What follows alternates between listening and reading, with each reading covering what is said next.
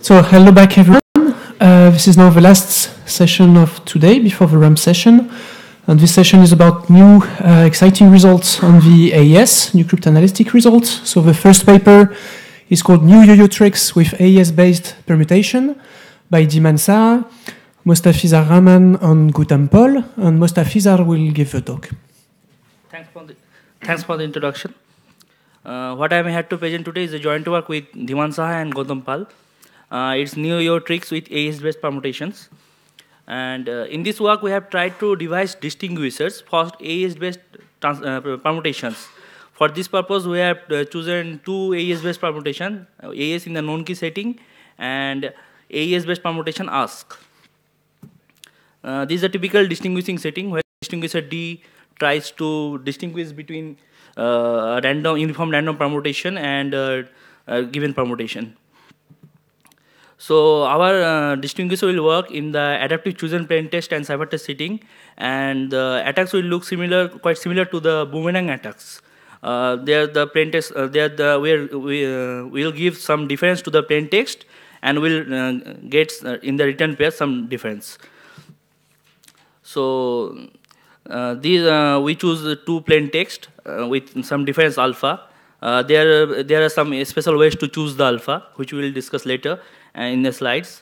And we use round reduced ciphers to encrypt them and get new pair of texts C1, C2 with given difference beta. And now we use the function mswap on C1 and C2 to obtain new pair of ciphertext C1 dash and C2 dash. And the relation between C1 and C2 dash is that C1 dash, the difference of C1 and C2 dash is equal to the difference of C1 and C2. And this C1 and dash and C2 dash are decrypted using the round reduced cipher, and new pair of plaintext are obtained. Now we look into the matter where actually this work is done by Sonder Ranjam et al. In 2017, and they showed that special relation between this alpha and delta, and they found out that the zero difference pattern between alpha and the delta is equal for two generic SPN rounds. So for the round reduced ciphers, they used the two generic SPN rounds, and they showed this result that for two generic SPN rounds, the zero difference pattern of the P1 and P2 is equal to the zero difference pattern of P1 dash and P2 dash. This is the work, and they generalized this work and used this result to find the first key independent Yo-Yo distinguisher of AES, and also they implemented this attack to find the 5-round key recovery attack. So how does the mswap work? Define two things there: the mswap function and the zero difference pattern. Mswap work, there is the typical AES super S box. So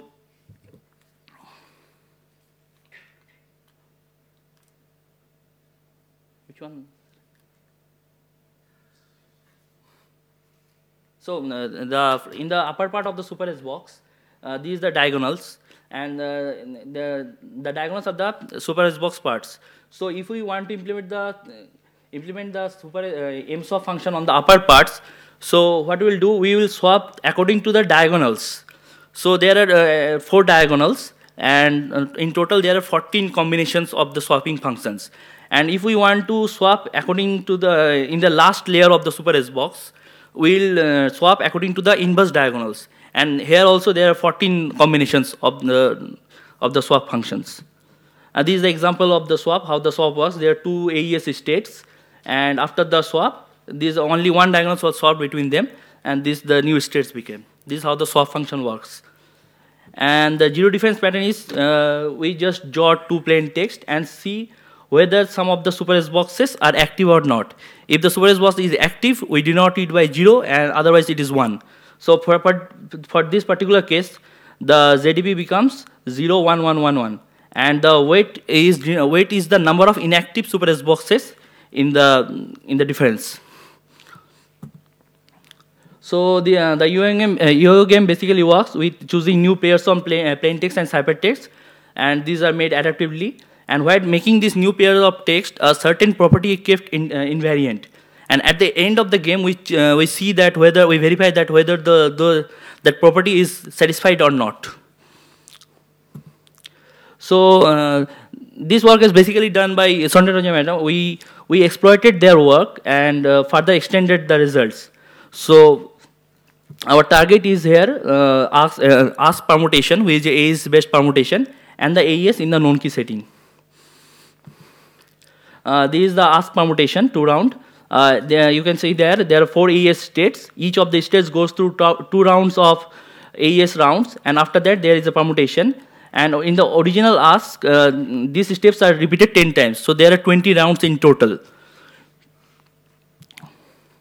And to penetrate, to implement the SLS work of the yo-yo game, we have to first identify the super S boxes or some other nonlinear construction in these results, in these works. So first we have identified the super S box in the ASK.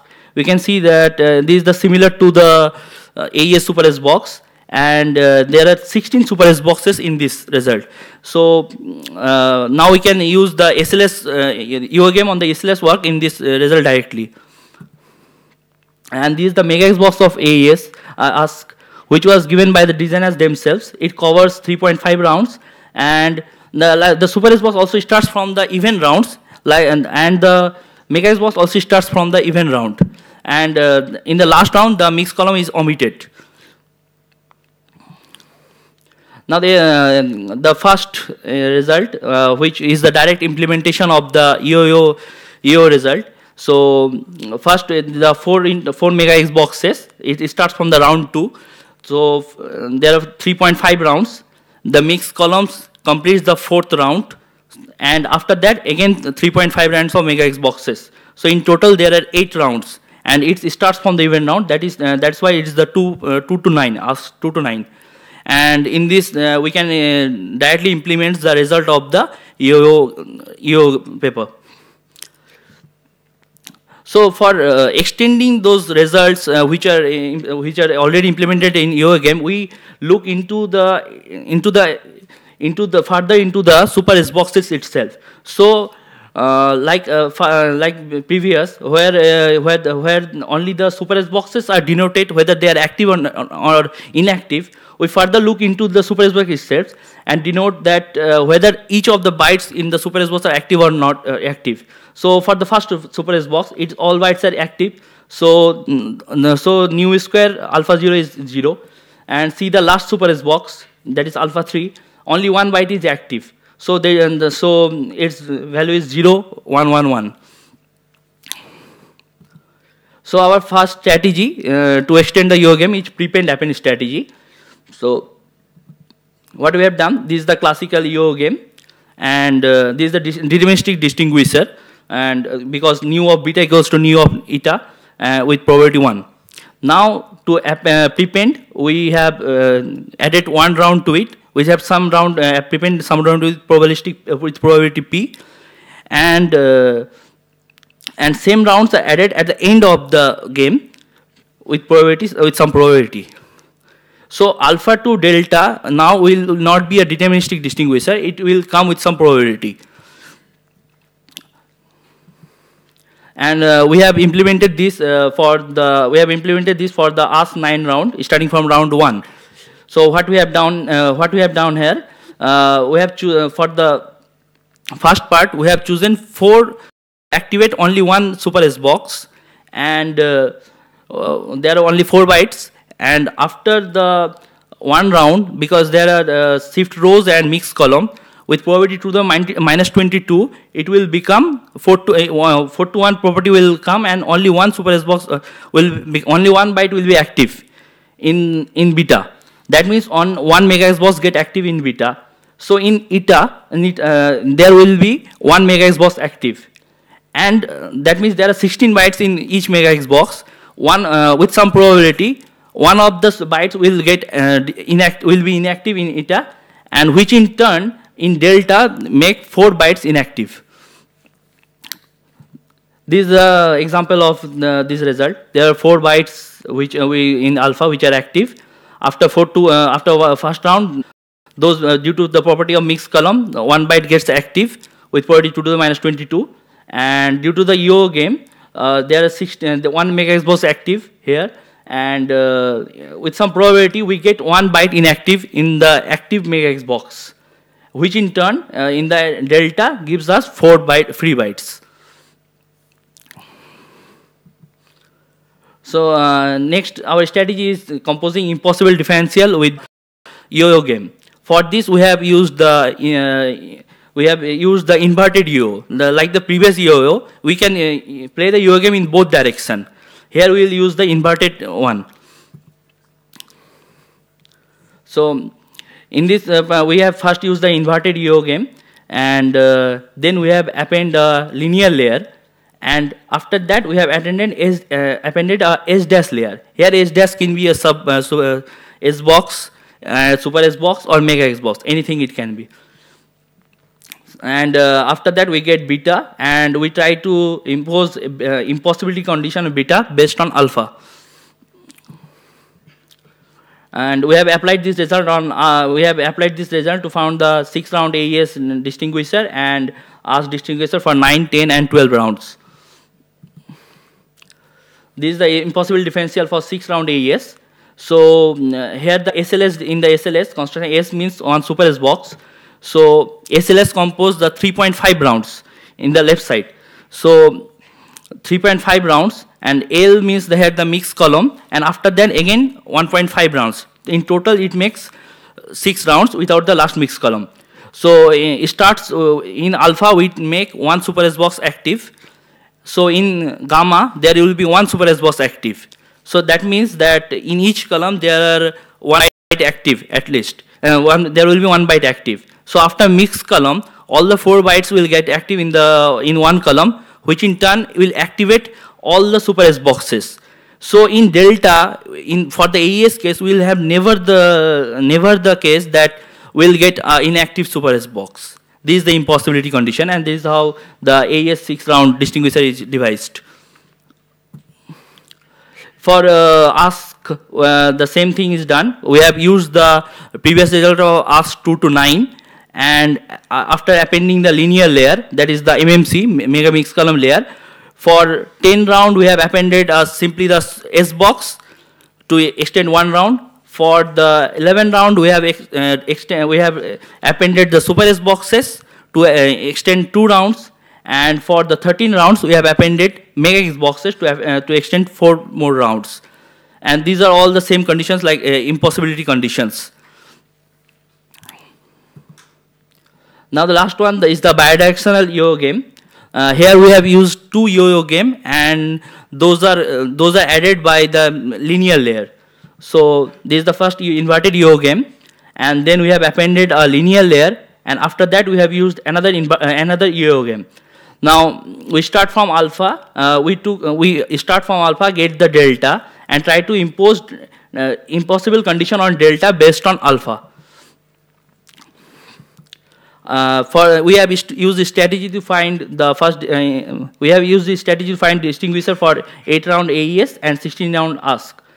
So these are the distinguishers. So what happened here in the AES case? Again, we start with 1 super S box active, and in alpha, in get 1 super S box active.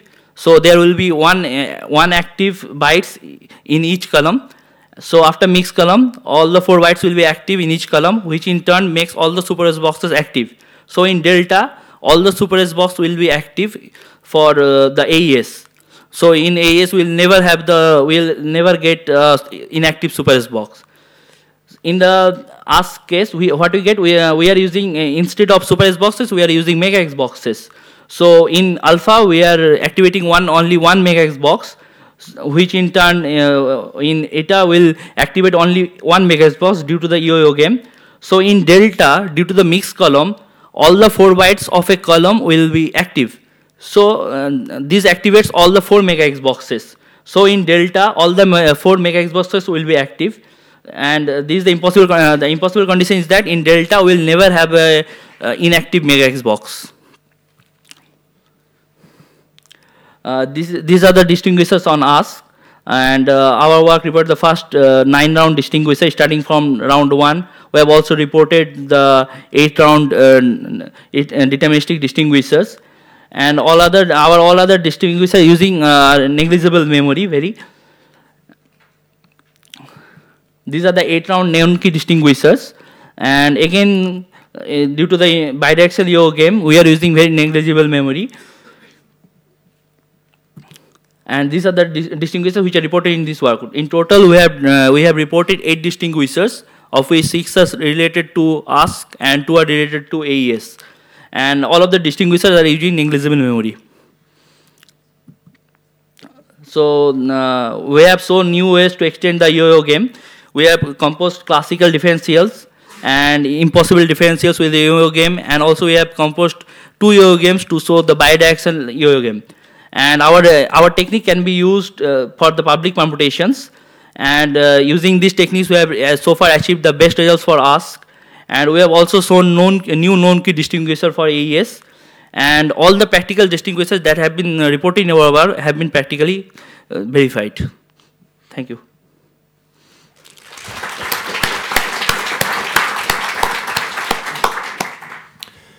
So we have time for some questions.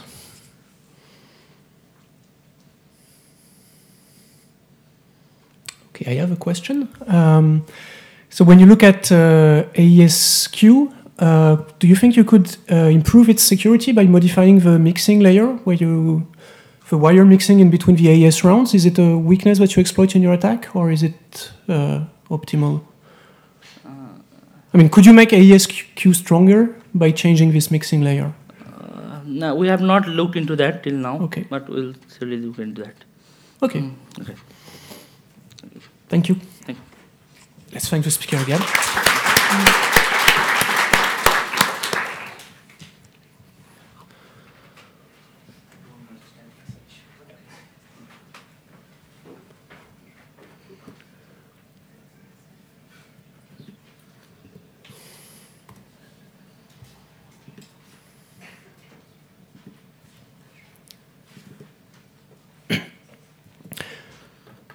So the next talk is titled Mixture Differential Cryptanalysis, a new approach to distinguishers and attack on reduced round AES. And the author is Lorenzo Grazzi, and he will give a talk. Okay, so thanks for the introduction. I would like to start this presentation about mixture differential cryptanalysis with brief motivation about this work. So at Eurocrypt 2 years ago, we proposed the first secret key distinguisher for 5 rounds of AES, which is based on the multiple of 8 property and is independent of the secret key, of the details of the mixed column matrix, and of the details of the S-box. However, we didn't propose any attack on that paper, and it was not clear at all if it is possible to exploit this property in order to set up a key attack on 6 or even more rounds of AES. So as I'm going to show, it seems quite hard to exploit this distinguisher for a key recovery attack. However, we can pose us a different question. So can we reformulate this property in a different way, such that we can exploit this observation in order to set up a key recovery attack? And the answer to this question is yes, and the possible answer is mixed differential cryptanalysis that I'm going to present. So the presentation is organized in the following way. So just one slide about AES, I guess everyone knows it. And then I briefly recall the multiple of 8 property. The main part of this presentation is about the mixed differential distinguisher, why it works, a proof of this distinguisher. In the fourth part, I'm going to show how to exploit this distinguisher to set up a key recovery attack, and I will conclude with some concluding remarks. So what about AES? Well, AES is based on the SPN construction. It works on text of 16 bytes, which are organized in a 4x4 matrix. The key size can be of 16, 24, or 32 bytes, and the number of rounds is 10, 12, or 14. The round is composed of 3 steps. We have an S-box layer, so it's the only nonlinear operation in this round. it works independently on each byte. And then we have two linear operations, the shift rows, which works independently on each row, and a mixed column, which works independently on each columns. So what about the multiple of 8 property? So let's consider 5 rounds of AES without the final mixed column operation. So if the final mixed column operation is not omitted, we can just swap it with the final key addition. So it's a linear operation, we can always do that. And then we take a set of 2 to the 32 chosen plaintext with 1 active diagonal. So this means that the texts are equal in the second, in the third, and in the fourth diagonals, and they differ in the first one. And we consider the corresponding ciphertexts after 5 rounds. And we can prove that the number of different pairs of ciphertexts, which are equal in one fixed anti-diagonal, is always a multiple of 8, with probability 1. And this is independent of the secret key, of the details of the S-box, and of the details of the mixed column matrix. Actually, we have a much stronger result, so we can start with more than a single active diagonal, so we can also have 2 or 3 active diagonals in input, and we can also consider the difference in more than a single output anti-diagonal in output. We think that to collect and to formally describe all these results, it could be useful to use the subspace tree notation.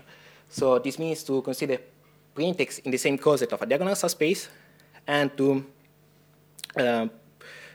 count the number of different pairs of ciphertexts which belong to the same coset of another subspace M. So here the index I and J denote the size of this subspace. So what happens now if we try to extend this distinguisher into a key recovery attack? For example, we can consider 6 rounds of AES. We can have plaintext in the same coset of T, and the corresponding ciphertext after 6 rounds. Well, potentially we can guess the final key. We can just partially decrypt and check if the multiple of 8 property hold or not. If not, then the guess key is wrong, and we can filter wrong keys. However, we have a problem, and the problem is that if we partially decrypt, in order to check this property, we have to guess the entire key, because this property involves the full state. So that is not a problem for AES 192 or 256, because, I mean, this attack is still more competitive than brute force, but I mean, it's not so competitive. But obviously, it's a problem for AES 128 because that's brute force attack. So what can we do with this multiple of 8 property? So is there a way to reformulate this property in a different way such that we can exploit it to set up a key recovery attack? The answer is yes, and it's based on the way in which this multiple of 8 property holds. So the idea is quite simple. We have a pair of plaintexts P1 and P2, and we consider the corresponding ciphertext after 5 rounds. So assume that they belong to this subspace M, or assume that they are equal in some anti-diagonal. So we know that there exists other pair of texts, Q1 and Q2, such that the corresponding ciphertexts have the same property. But the crucial point here is that the pair P1 and P2 and the pair Q1 and Q2 are not independent, in the sense that the generating variable of P1 and P2 are in some way related to the generating variable of Q1 and Q2. So what is the idea? Instead of limiting ourselves to count the number of collisions and to check that this is a multiple of 8, we can actually check if the relation between these variables holds or not. So basically, we are going to exploit a much stronger property. But on the other hand, we can use this distinguisher in order to set up a key recovery attack. Just a spoiler, so this distinguisher works only on a smaller number of rounds, so we can set up it up to 4 rounds of AES. So in more details, let's consider 2 plaintexts, P1 and P2, in the same coset of a column space Z0. So this means that the 2 plaintexts differ only in the first column. And let's say that X, Y, Z, and W are the generating variable of P1 and of P2. And for the moment, we also assume that the generating variables are different. So X1 is different from X2, and so on. So the idea is the following. So given P1 and P2 as before, we can prove that the corresponding ciphertexts after 4 rounds are in the same coset of M, or if you want, are equal in some anti-diagonal, even though if there exists other pair of plaintexts for which the corresponding ciphertexts have the same property. So they also belong in the same coset of M. But the crucial point here is that we know these plaintexts, and these plaintexts are simply given by swapping the generating variable of P1 and P2. For example, in the first one, we swap the first variable, in the second one, the second, and so on. So we are going to mix in the variables. we are using a property which involves differences. So here the name mixed differential crypts. So what happens if one variable is equal for P1 and P2? Then we can repeat the same strategy as before, but now we can simply replace W with omega, where omega can take any possible value. So we can swap, we can mix the variables which are different, and we can replace the variable which is equal with any possible value. And again, if two variables are equal for P1 and P2. Now, why does this property hold? So the proof of this property is quite close to the one that we gave at TheIACR 2 years ago. But in the following, I'm going to use the super Hashbox notation. So first of all, we have a property on 4 rounds, and we want to reduce this property on 2 rounds of a yes. To do this, we use a truncated differential for 2 rounds of a yes, which holds with probability 1. So the idea is that if two texts are in the same coset of T, then after 2 rounds, they are in the same coset of M with probability 1. So for the following, it's not important to know the details of this space. Just believe me that if we have this property on 4 rounds, we can just work on the first 2 rounds by replacing M with T. You can find all the details in the paper. So given P1 and P2, I'm going to prove the following. So if the corresponding ciphertexts after 2 rounds are in the same coset of T, or if you want are equal in some diagonal, then there are other pair of plaintexts for which the corresponding ciphertexts after 2 rounds have the same property. And these pair of plaintexts are generated as before. Now, what is the idea? It is very simple. So if we consider the plaintext as before, and we prove that this equality holds, then the previous result follows immediately. This is very easy to check. So assume that these two ciphertexts are in the same coset of T. Then if this equality holds, then also these two ciphertexts are in the same coset of T. So very easy. We have just to check that, we have just to verify this equality. And to do this, we exploit the super Hashbox notation, which was introduced by the designers of AES. It's defined as a Hashbox concatenated with the mixed column, the key addition, and the Hashbox again. So the Hashbox works independently on each byte. The super Hashbox works independently on each column. It's still a nonlinear operation, obviously, but it works independently on each column. And 2 rounds of a yes can be rewritten in this way. So we have the shift rows, then the super Hashbox, and then some linear stuff. So simple computation, we have this equality. We can just rewrite this in this way using the super Hashbox notation, where here the plaintext big P1 are defined in this way. So the shift rows to the previous plaintext. So what happens if we apply the shift rows? Well, remember P1 and P2 are 2 texts in a column space, so the variables are in the first column. But now if you apply the shift rows, the variables are mapped into different columns. So each one of these columns depends on a different and independent variable. This is very easy. So each column of these texts depends on different and independent variables. The super Hashbox works independently on each column. The XOR sum is commutative. So if we take this sum and we just swap, we just mix the column of P1 and P2, for example, like in this case, then the equality doesn't change. And so the result follows immediately.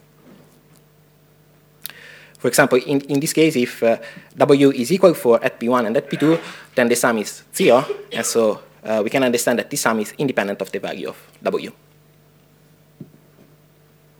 OK, so we have this property. How can we set up a distinguisher on 4 rounds of a yes? Well, consider P1 and P2 as before, and assume that the corresponding ciphertexts are in the same coset of M. So they are equal in 4 minus J antidiagonals. Now, we can generate other pair of plaintexts by just swapping the generating variable of P1 and P2. And we know that for 4 rounds of a yes, the corresponding ciphertexts are in the same coset of M with probability 1. For a random permutation, the same event happens with much smaller probability. And this is independent of the secret key, of the details of the Hashbox, and of the mixed column matrix. So we can easily distinguish the 2 cases.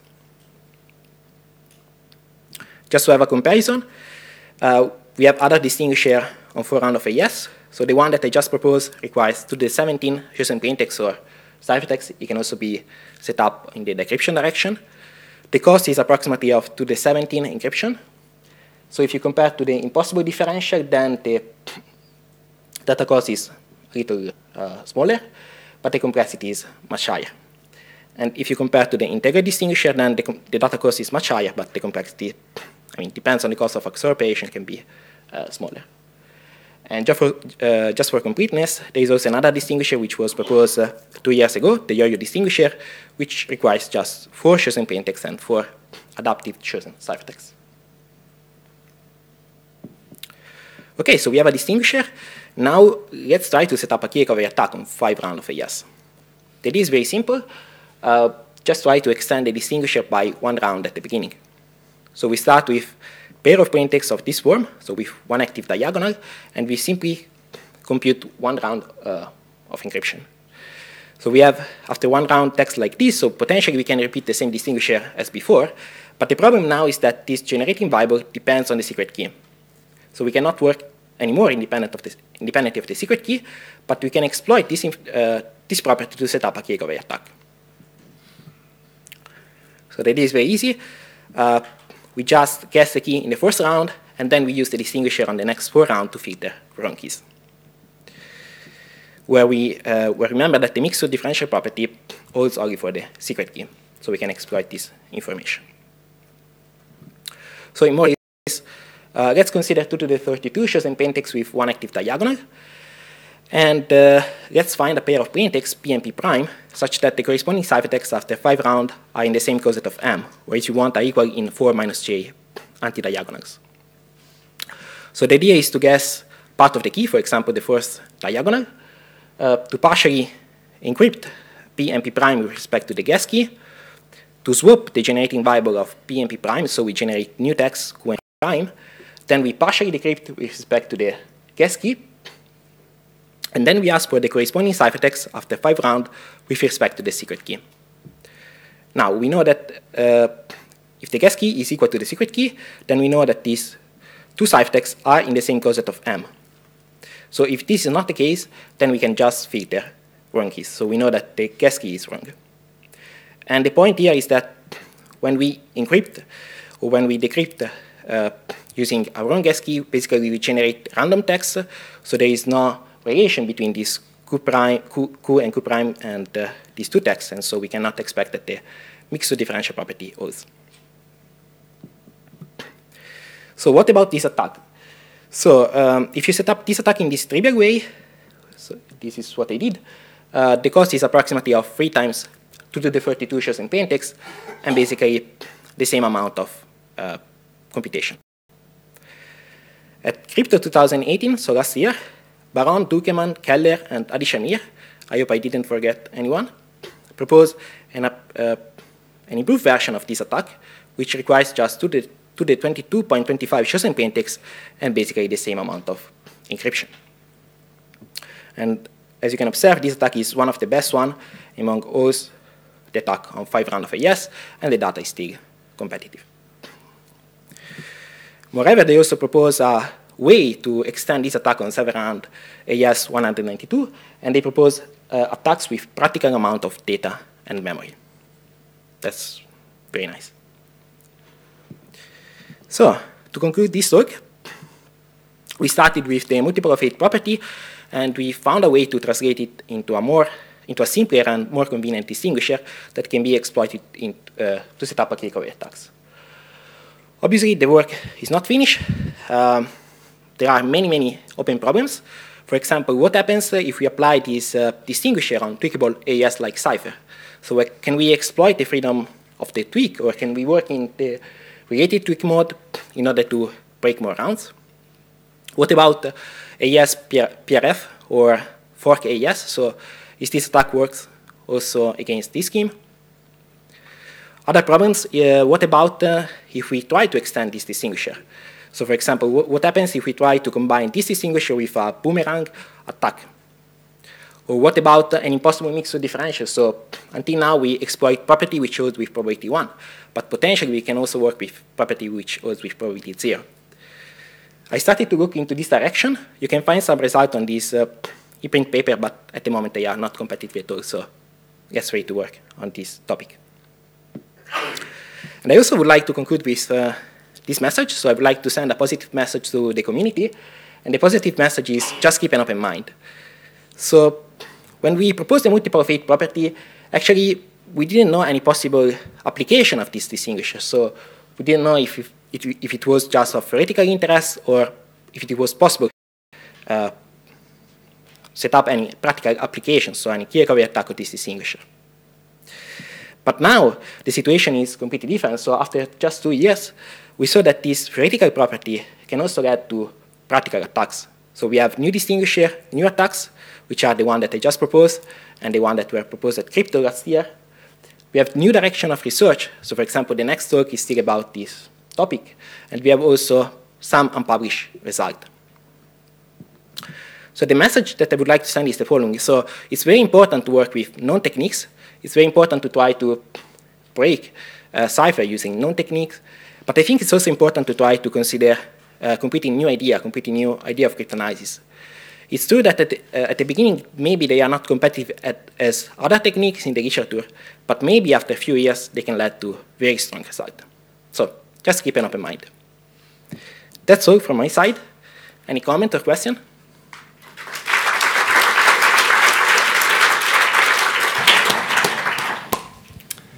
So we have plenty of time for questions.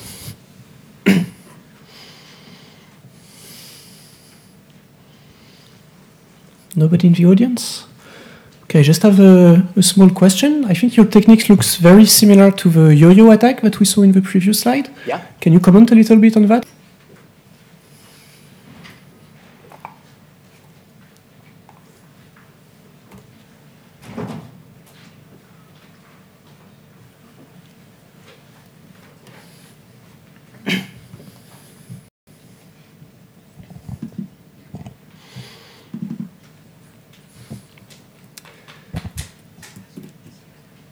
So the last talk in this session is a general proof framework for recent AES distinguishers. And as already said, it's basically a follow-up to a previous talk. The paper is by Cristina Bora, Anne Canto, and Daniel Coggia, and Daniel will give the talk. Thank you, Gaetan, and thank you, Lorenzo, for your talk. This work with Anne Canto and Cristina Bora is subsequent to the work of Lorenzo Grassi, Christian Reichberger, and Sandra Renium on AES distinguishers. Indeed, we have studied the recent AES distinguishers, and we have managed to give a proof for them that allowed us to generalize them for other SPN ciphers. So I'll begin with the necessary preliminaries, even though if Lorenzo did it. So we work with 4x4 matrices with scalars in F2 to the 8, and I'm going to define some subspaces of this vector space. So first we have the columns, which are defined by which are sets whose elements have non-zero elements on the first column, for example, for column 0. If we consider the several indices, it's just the direct sum of column spaces. So direct sums of column spaces give column spaces. And there are other interesting subspaces. There are diagonals, which are defined such that the image through shift rows give column spaces. There are anti-diagonals, who are images through shift rows of the column spaces, and finally mixed spaces, which are the images by the mixed columns of the anti-diagonal spaces. What's interesting about those subspaces is that diagonals are mapped to columns after the round function of the AES, and columns are mapped into the mixed space after one function of the AES. But the AES is a k-alternating cipher, so what we want from those subspaces is to verify a much stronger property. And this is the property of subspace trails. So if I consider a function f, subspaces u and v, I'll say that u and v define a subspace trail through f if every coset of u is mapped into a coset of v. And the good news is that diagonals and columns define subspace trails for the round function of the AES, as well as columns and mixed spaces. This is enough to understand what the multiple of 8 distinguisher is about. So take an element A, you take a diagonal space and a mixed space. And if you count the number of pairs of elements who belong to, of elements from this coset of a diagonal, whose difference after 5 rounds belong to the chosen mixed space, well, this number will always be a multiple of 8. What have we done with that? In the original paper, so at Eurocrypt 2017, it was said in the proof that this multiple of 8 property would not depend of the details of the S-box, but that the linear layer would need a maximal branch number. Well, we weren't really convinced with that, and we had to write a new proof to be convinced that the maximal branch number is not necessary. And the fact that we didn't need this maximal branch number made us ask if it was possible to adapt these distinguishers to other SPN ciphers. So we will have to look into the details of the proof. What's interesting is that we have those 2-round subspace trails. The key thing is that those subspace trails are linked by a 1-round property between mixed spaces and diagonals. This property should look familiar. If you look at the number of pairs of elements from this coset of a mixed space, whose difference after 1 round belongs to the same diagonal, this number is a multiple of 8. To prove this, we begin with the definition of an equivalence relation between pairs of states.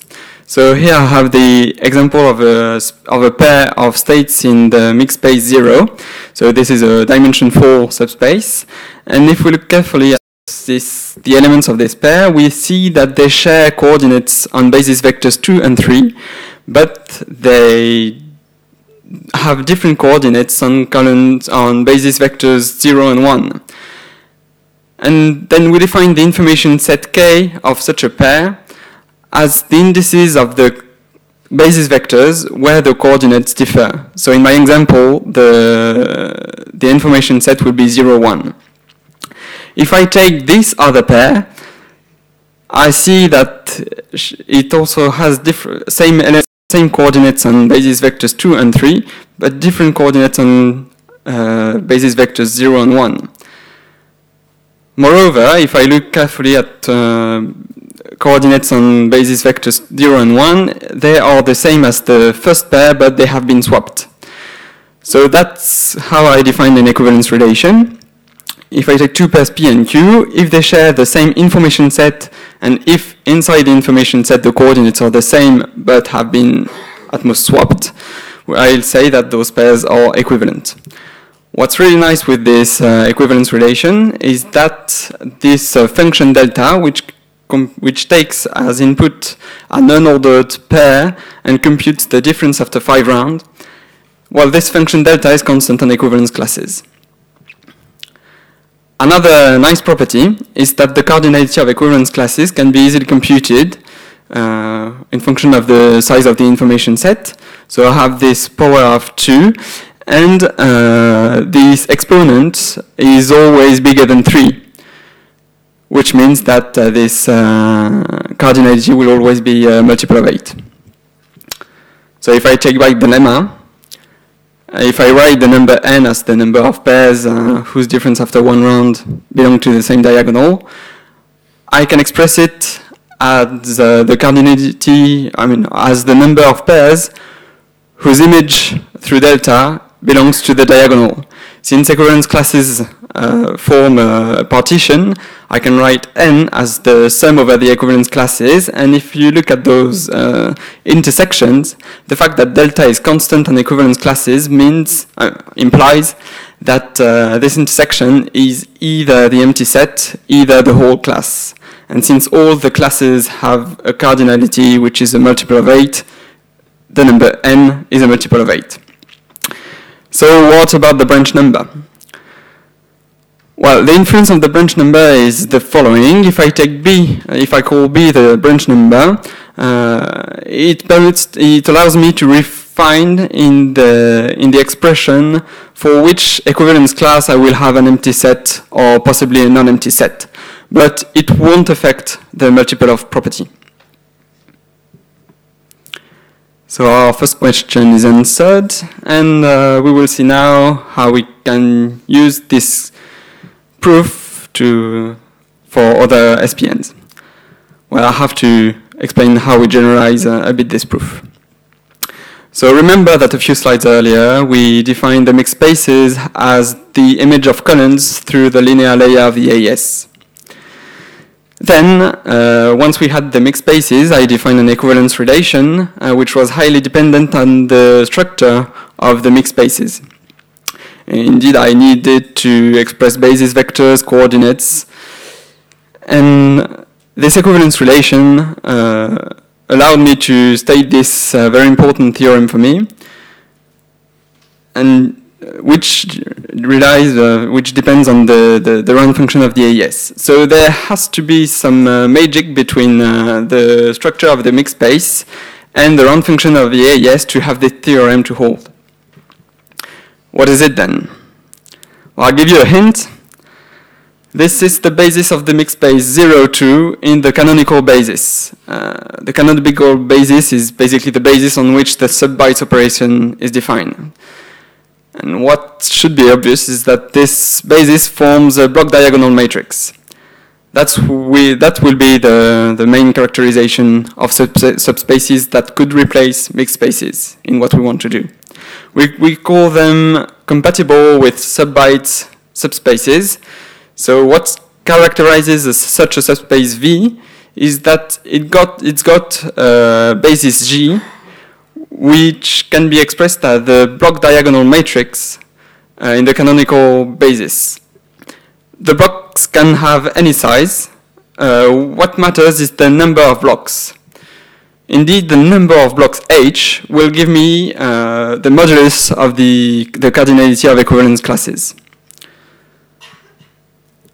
Well, this is a more trivial example than the previous one, but this is the mixed space which is used in the Eurocrit paper and in the mixture differential we just saw. So you see the block diagonal basis of M0, so it's compatible with sub-bytes and the theorem holds and everything. Well, I'll get back to the first mixture, to the mixture differential of Lorenzo, because this way of seeing things permits to prove it in another way. So I'll state it with my own notations, which are very inspired of Lorenzo's notations. So I take an element A, I take this vector subspace U, and I take a mixed space. I chose a mixed space.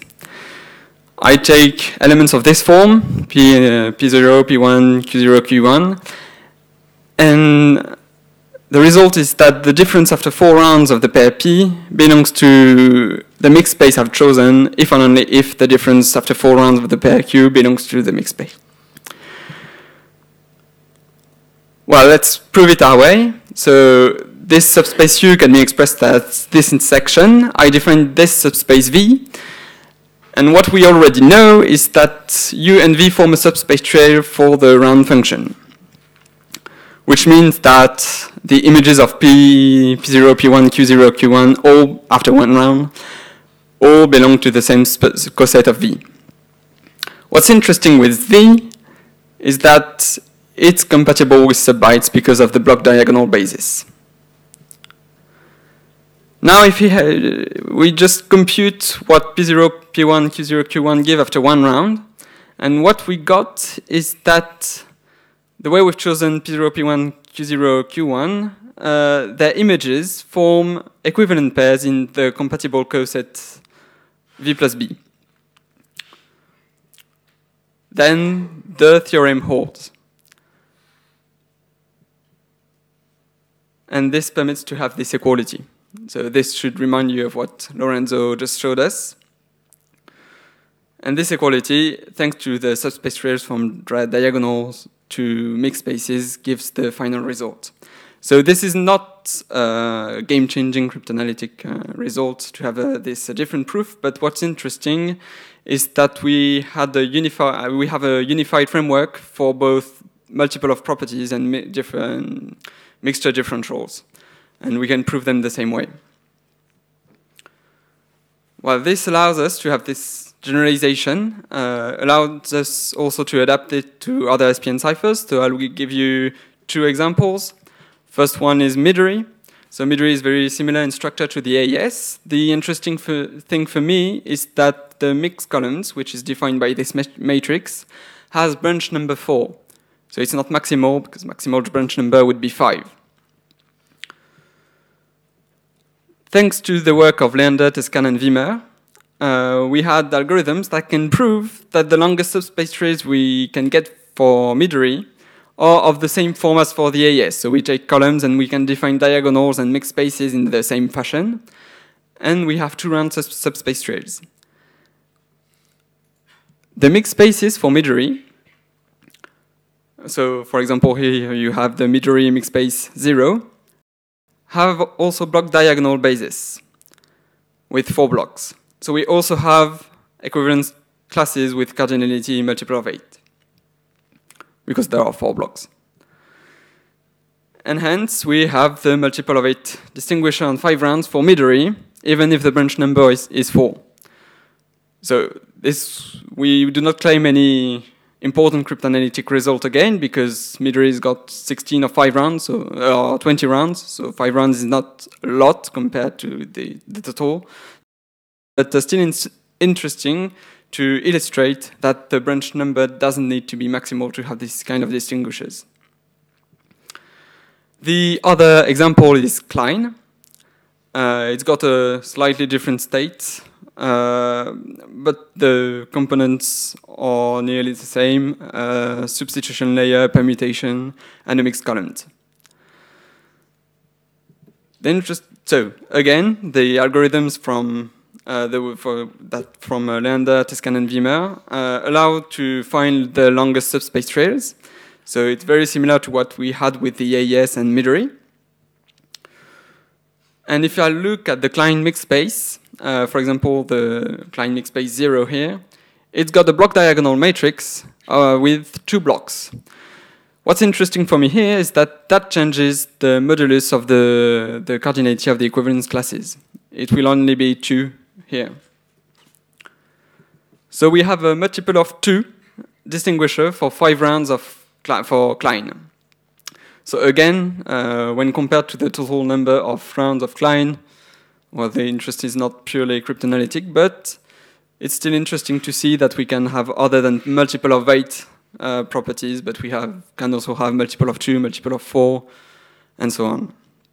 And all of this, thanks to this adapted lemma we managed to get with block diagonal basis. So as a conclusion, our generalized proof framework with the algorithms of Leander, Tescan, and Wimmer can find mixture differential properties, distinguishers, and multiple of properties in kind of a systematic way for any SPN. Well, I'm not saying that this will cover a large number of rounds, but it can be done in a systematic way. As for the improvements of these techniques, I think they are highly limited by the length of the subspace trails we can get.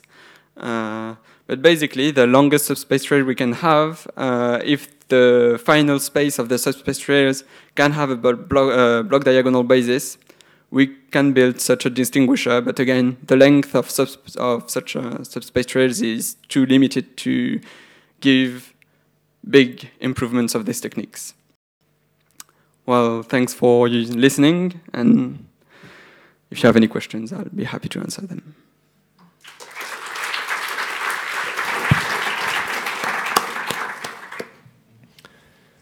Do we have questions? Thank you. I think you basically answered my question with your last point, but just to be sure. So now that you have tested this kind of distinguisher in a few different structures, if you want to stick to an aligned design strategy where you have, well, sub-bytes and shifts and etc., what's the best and the worst you could do to resist those distinguishers? So for instance, is it to, if you have a full state matrix multiplication, does it really destroy everything very quickly, or can you still... When you say full state, I understand over F2? Dense, right? No, still on the size of the... Of the nibbles? Of the cells, yeah. Yes, but on a dense matrix, for instance. Well, I don't think that's going to change. If I understood correctly, well, you see, for example, that for the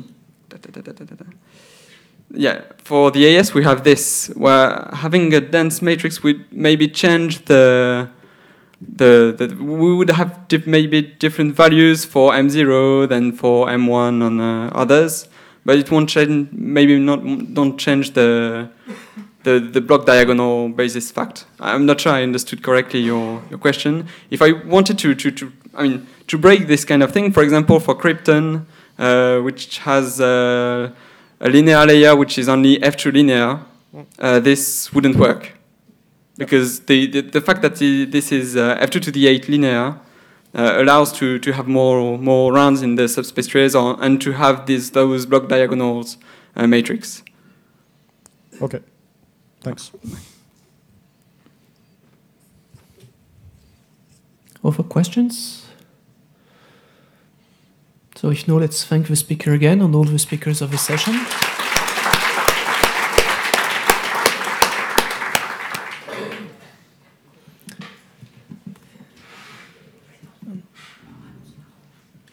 And I think we have a break until 5 for the RAM session.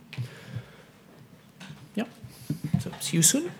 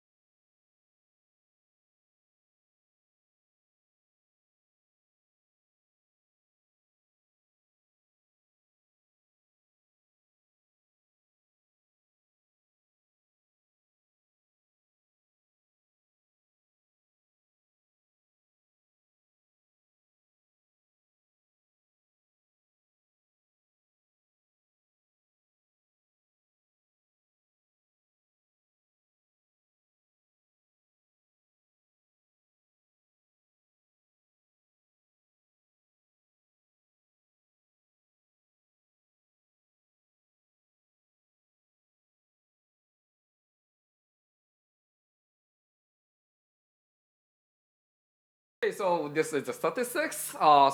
This year we received 142 submissions, and some of them are resubmission after the major revision. So by excluding them, then the number of new submissions is 122, and the number of submissions increasing as FSC approaches. So it's quite natural.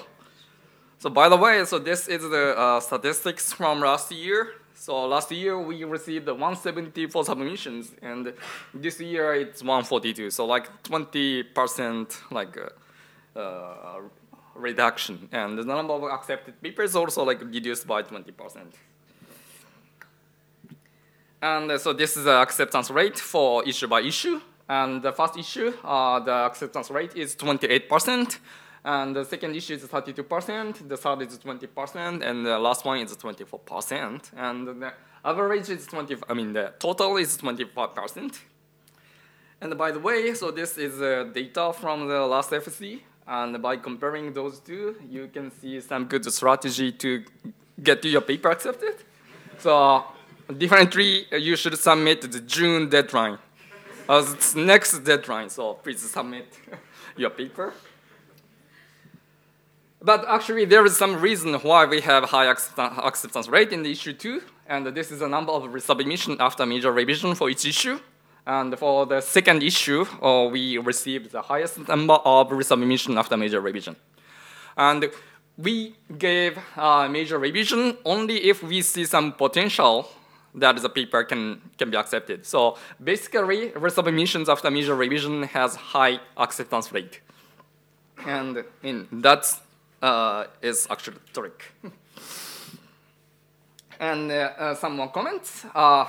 So we are aiming getting citation index. So when you write other ISI journals like DCC, JOC, or LNCS, please cite TOC papers, not from ePrint or personal web page. Please cite TOC papers that help us to get citation index. And everything published has been reviewed. So if you need more than 20 pages, and go for a long paper. I mean, even for like supporting material or appendix would be reviewed. Everything is reviewed. And we also want SOK paper, systemization of knowledge. But SOK paper still needs some novelty. I mean, you have to provide something which is known in the previous. So just like collecting previous information is not suitable. Okay, and the slide file may need some minor improvements, but please don't hack the LaTeX file. And we are recommending using standard bib file, for example, the one maintained by ENS. Okay, I just skipped that page. And we would like to thank program committees. So we have 45 program committees, and like 18 of them are renewed, changed from the last year. So between 30% to 40% are renewed, and we are trying to keep the committees fresh as possible. And we'd like to thank General Chair Jeremy for organizing this nice conference at Paris. And we also thank invited speakers, Gregor, Maria, and Jean. And we also would like to thank RAM session chairs. I mean, RAM session is just now started, but I'm pretty sure this is gonna be very fun. And Jeremy tried hard to collect a lot of sponsorships, and we'd like to thank sponsors. And I heard that Jeremy is counting the page view from the TOC webpage to sponsorship webpage. So if you have time, then please visit the TOC page and push some link. Then this is gonna be helpful to get sponsors in the future FSC conference. And we'd like to thank managing editor Gregor and the technical support Shai and Friedrich. And we also thank FSC steering committees. And finally, we'd like to thank all the attendees. Okay, so by the way, I'd like to announce Best Paper Award. So this year, we first nominated 9 candidates and did vote by the committees. So each committee can vote as any number of papers except for their submissions. And then we picked the paper which collected the highest number of votes.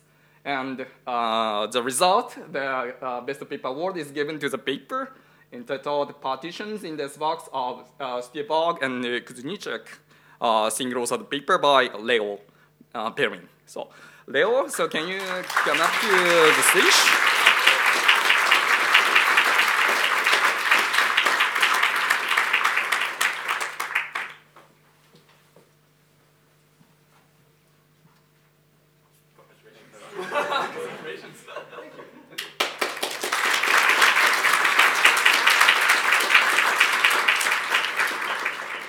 Yeah, so that's my talk. Thank you.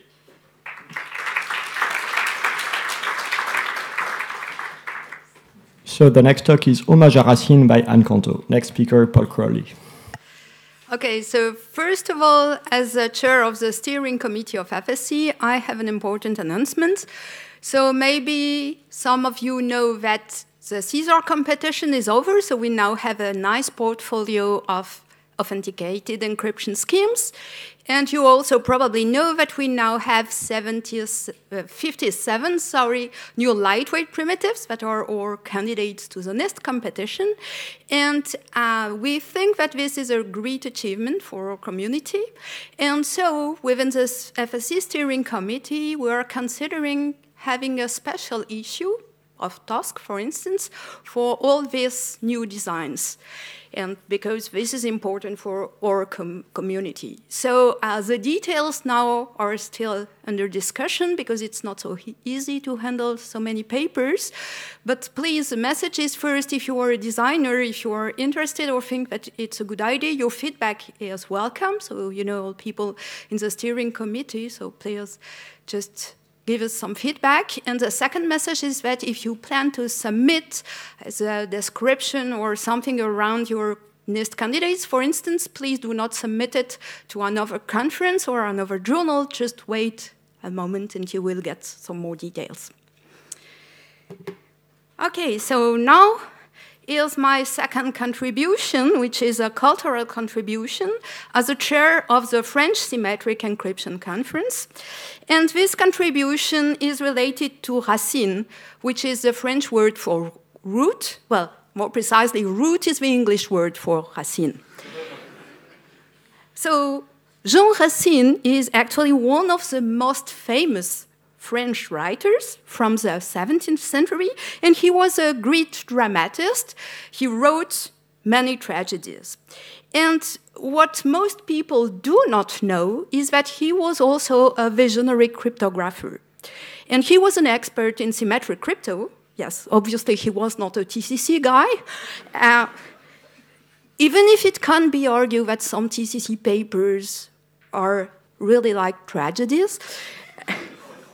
But Racine is indeed probably the author of what we think is the most famous Alexandrine in the French literature, which mentions a very famous block cipher. Actually, pour qui sont ces serpents qui sifflent sur vos têtes? I don't know if Johan is around, but I'm pretty sure that he will complain and say that serpent is probably not the best block cipher, it's even not a standard. But I'm afraid I'm not really convinced by the alternative. Pour qui sont ces reindals qui sifflent sur nos têtes?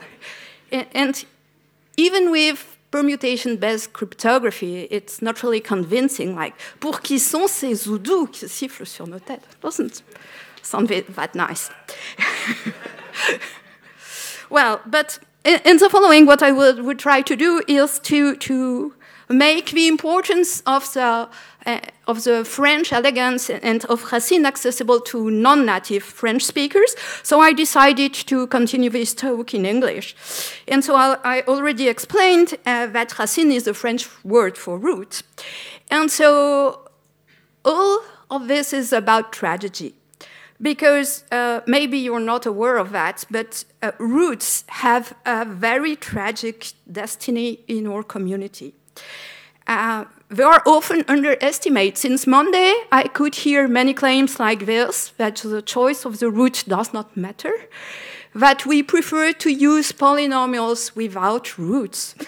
And so I think that we really should recognize the suffering of roots in our community. Well, fortunately, there is a trend to improve their situation, which is due to Grover's algorithm, which adds some roots everywhere.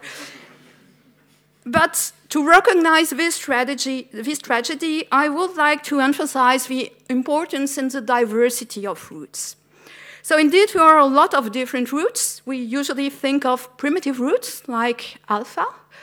We can also think of beta or gamma, or potatoes or carrots. And we don't have to forget, of course, more complex roots, like these ones. And at this time, at that point, I would like to really thank our general chair, Jérémy Jean, for making us aware of the existence of very complex roots, which are these Chinese artichoke that we have for lunch on Monday. So please join me to thank Jérémy for his amazing contribution to roots. So please, Jérémy, could you come here?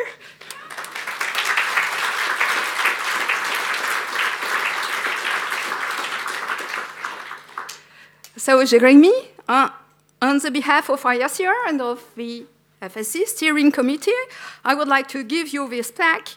And so, of course, to thank you for your contribution. I hope you will appreciate this nice carrot color. And I would like also to thank you for this perfect organization. Thank you.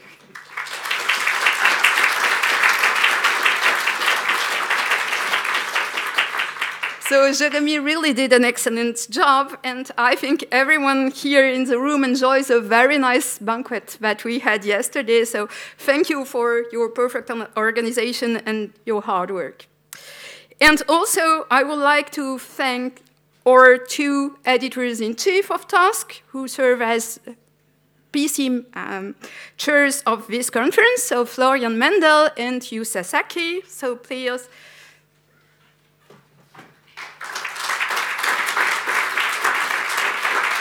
You also get the plaque with the nice carrot color.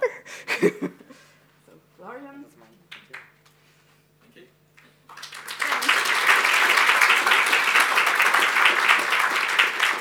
So for people, for PC members, you know that the reviewing process of TASC is something which is really hard work, because we have a pile of new submissions arriving every 3 months. And so you can think that it is even much harder for Florian and you, and they really handled all these submissions in a very nice way. So thank you, you and Florian, thank you a lot. And so finally, I would like to conclude my cultural contribution on roots by an open question. So this, you know, and this open question is the following: to be it or not to be it? That is the question. Thank you.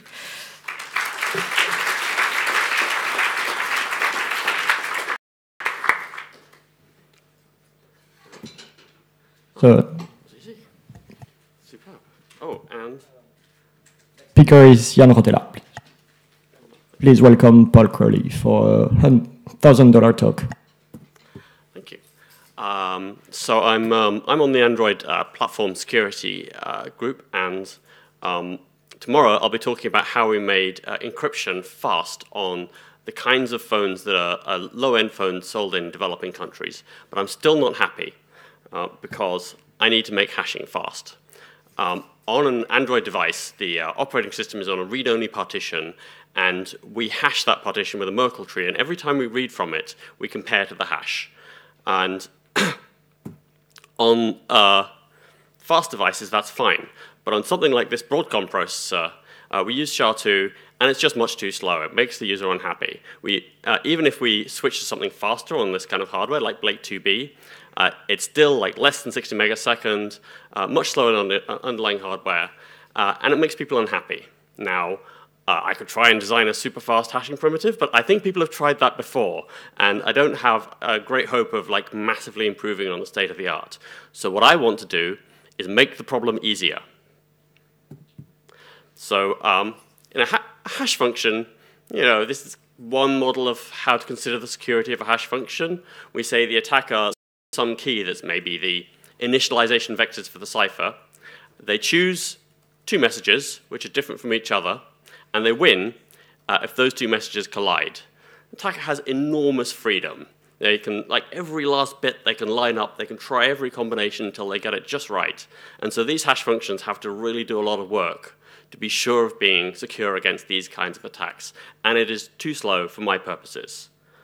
Much faster are universal functions.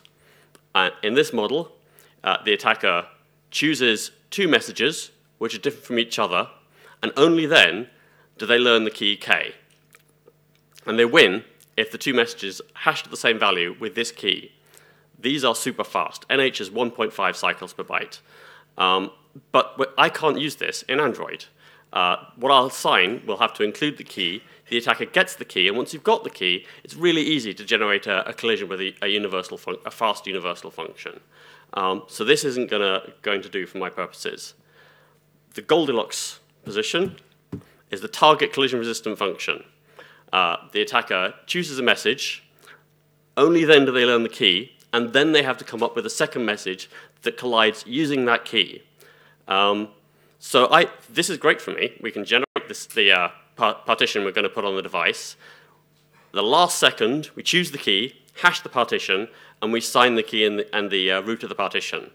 And the attacker learns the key, but they have to come up with the collision. They don't get to choose the first message before learning the key. Here's why I'm optimistic about this. This diagram that Zuko, one of the designers, Blake 2B, came up with. And from top to bottom there, you've got a number of different hash functions from MD2 to Blake 2. And across from left to right is time. And these hash functions turn red as breaks in the collision resistance are found. And so like after about 2000, like Tiger and Whirlpool, we start to see hash functions which have stayed collision resistant. But it's, there's a sea of red as hash functions get broken over time. It's clearly a hard problem. Here's the history of second preimage resistance, which is a problem I think is pretty closely related to the problem of target collision resistance. In all time, only one hash function that Zuko was able to find has ever had a second preimage attack, and that's SNEFRU2, and was found in 1991, not long after the hash function was proposed. And so this is clearly a much easier problem. And in the past, people have done this to kind of hedge against, there's been research into target collision resistance, but people have used it to kind of hedge against, is this cipher secure? Let's just be on the safe side. I want to use it to cut rounds off and build super fast primitives. And so to that end, I'm offering a $1,000 prize from my own pocket just to move this forward. I've got a longer presentation here with some ideas about how you might use this. You can attack my proposal. You can propose new things. You consider quantum resistance, because TCRs are useful in hash-based signatures, which are useful, which are quantum strong signatures. The deadline is the end of the year. Please advance our understanding of faster than hash verification. And remember this presentation when judging the prestigious Poincaré-Couperin Prize. Thank you so much for your time.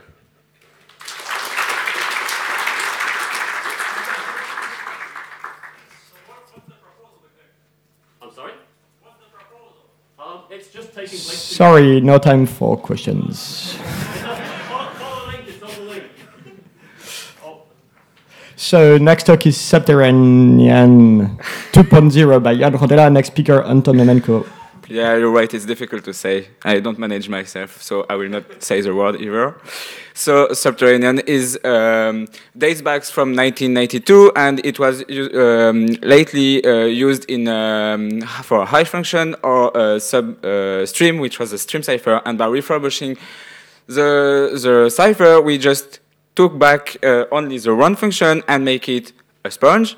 For doing a hash function where we absorb a byte every 2 runs, and after doing 8 runs of the function, and we also use it as a duplex thing to do an authenticated encryption cipher. But this you all here know about. So let's talk about the run function. So the run function is, it's applying on a 257 state bit. You apply a chi mapping on the whole states, and you have only one run constant, which is applied on S0, and after you have theta, which takes 3 bits and bits, so this is written here, and after you have the pi mapping for dispersion, which maps the bits at position 12 times I to position I.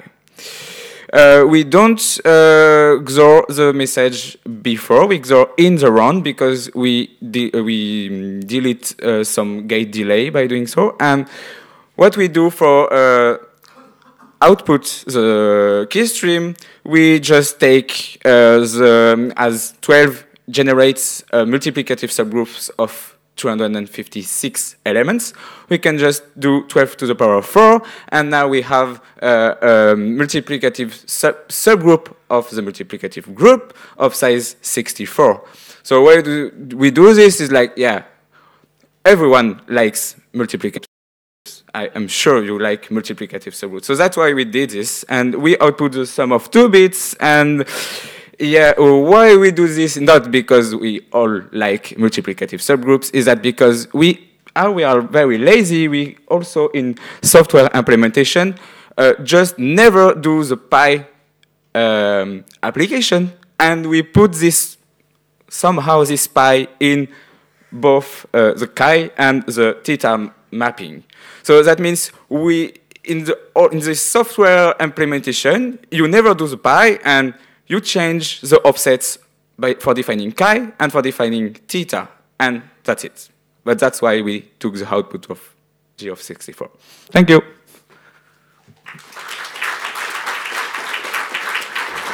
So next speaker is Anton Omeko on exact MEDP, MELP for heavy to round SPNs, and next speaker is Christina Bois.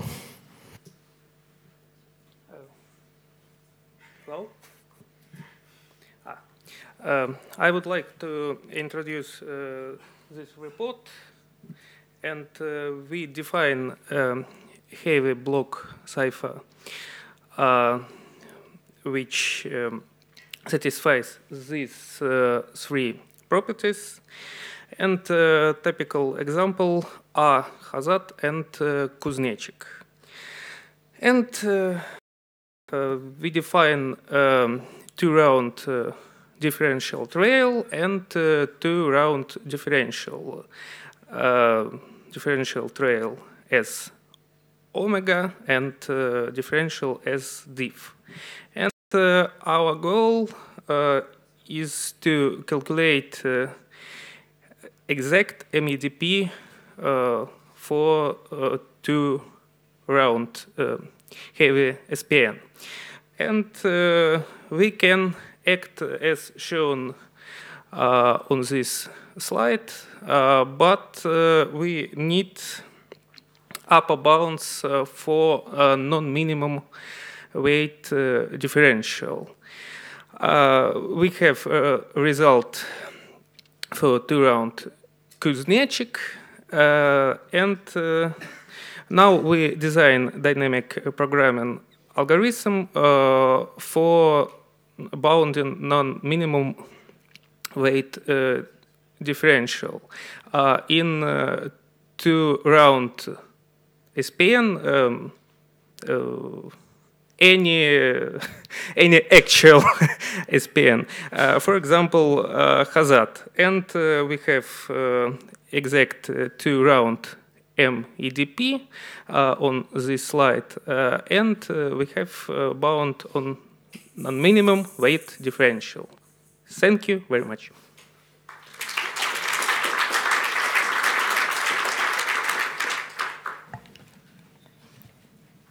So next speaker is Christina Boura for the FSE 2020 announcement. Next speaker, Gaëtan Laurent on Saturnin. So hello everyone. So I'm Christina Boura, and I'm here to present you FSE of next year. So I'm sure you're all enjoying this year FSE that is very well organized by Jérémy. And so the question is, where is going to happen, of course, FSE of next year? So you have a small hint on this picture. So FSE of this next year will be in Athens. So Athens is the capital of Greece. The dates are almost as this year, so it will be in the end of March, so 22 to 26. And why in Greece? Actually, well, this is a very natural place to have FSC because Greeks, especially guys from Sparta, they already know about symmetric cryptography and they used it like centuries before AES was designed. Okay, so some practical information. So the program chairs, as you probably know, it's Yu Sasaki, and the new co-chair is Gaëtan Laurent. So I will serve as general chair.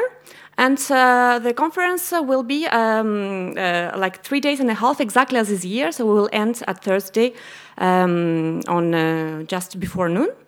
There is already a website you can visit with some preliminary information.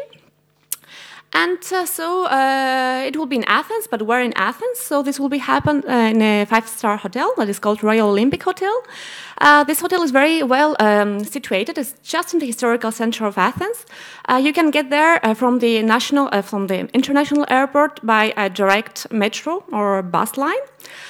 It is very close, for example, to the Acropolis. If you want to visit the Acropolis, it's only 14 minutes. If you want to walk, and the negotiated price, if you decide to stay there, it's 130 euros for single and double rooms with breakfast. So if this is a lot, then no problem. There are many other hotels nearby that for all possible budgets. Okay, so these are some photos from the hotel. So this is the room. The main advantage of the conference room is that alcohol is permitted inside for the RAM session. But of course, the room is not the most important. The most important is where we're going to have lunches. So all lunches will be served at the rooftop restaurant that has this view to the Acropolis, or this one if you're seated from the other side. And this is even if the weather is bad, so no worries about this. And if the weather is good, there is also a swimming pool that can be open for us if the conditions permit it. Okay, so if you want to come to FSC, you have to if you want your paper to be presented at FSC 2020, then you still have 3 deadlines. The deadlines are like this year, so 1st June, 1st of September, and 23 of November. The tentative fees, it's a little bit like this year, so well, it has to be adjusted, but it will be around $530 US for regular, regular fee, and for students it will be like half a price as usual. Okay, so that's all. So I hope to see you all in Athens, and if you have any questions, or most importantly, if you want to be a sponsor for FSC next year, you can send an email to this address. Thank you very much.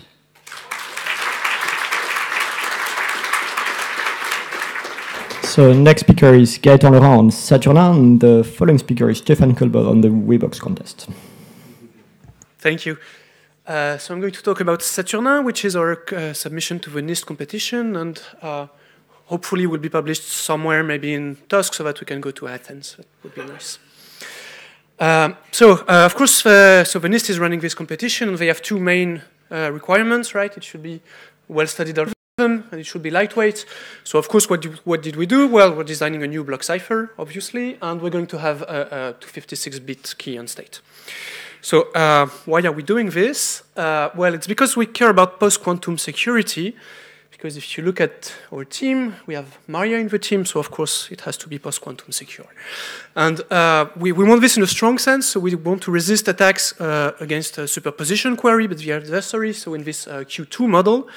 And this means we have to be a little bit careful, and we need a large state, and we need to be careful with the modes of operations. And of course, because we have a new block cipher, we also need to be careful about its security. So we're going to do something that looks very much like the AES, because the AES, of course, is the best cipher ever. So if we have something that looks like the AES, it will be like the second best. So hopefully that will be good enough. So of course, the main question, why is it called Saturnin? Well, so we want a lightweight cipher.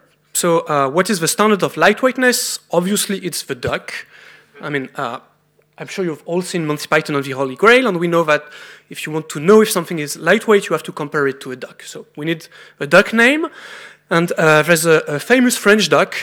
It looks like this, and it's called Saturnin. So yeah, our submission will be called Saturnin. Now, how do we design our cipher? Well, we had a bit of a hint. According to Kepler, in Mysterium Cosmographicum, the planet Saturn is associated to the cube. So, of course, our cipher will be a cube. So the state looks like this. So a cube, and we're going to do bit slice operations. So we have nice components like this. If you look at the MDS matrix, maybe you recognize it from one of the talks yesterday about lightweight MDS matrices. So those are all very good components, and when we combine them, we have this very nice picture.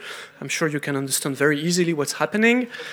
The nice thing is we have MDS matrices, so you can have bounds on the number of active S boxes for one round. And then if you look at 2 rounds, we have super boxes, so we have 5 to the square active boxes. And then if you look at 8 rounds, we have meta boxes with even more active S boxes. So everything is very nice. Of course, this picture is a little bit hard to read because it's a 2D picture, but we have a so that's not optimal. So I also have a 3D picture. I'm not sure if you can see it very well. Maybe when the slides will be online, it will be easier. But yeah, this is maybe the first time we have a 3D picture in the slides of a RAMP session conference. So thank you.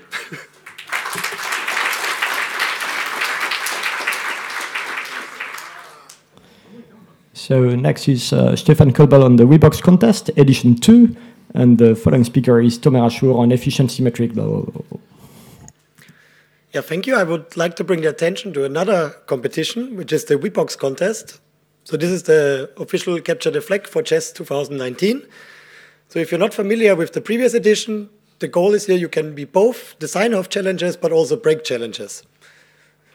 You can upload C implementation of AES 128, which embed the key. So you should maybe not put it just in the plane. And other people can then break these challenges. And the longer your challenge survives, the more points you get. So this already started last Friday, so you can join from now. So if you have any ideas, feel free to submit immediately.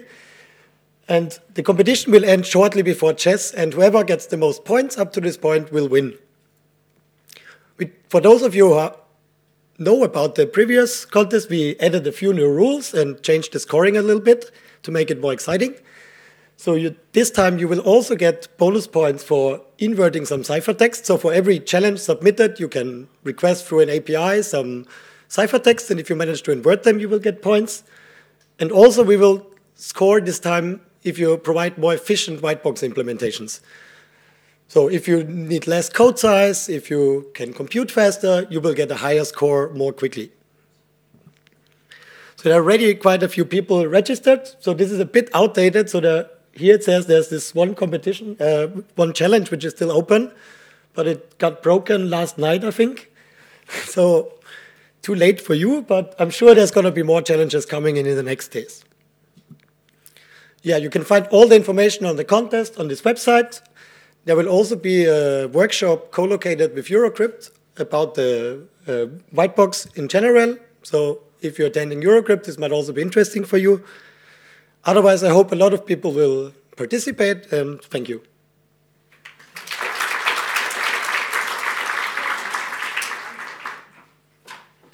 So please, all speakers, I'd like to remind you to advance the slide to the next one so that we get the chance to see the Napoleon picture. Thank you. So this is now Tomer Ashur on efficiency metric primitive for advanced cryptographic protocols, a marvelous contribution. And next speaker is Lorenzo Grassi on Hades design.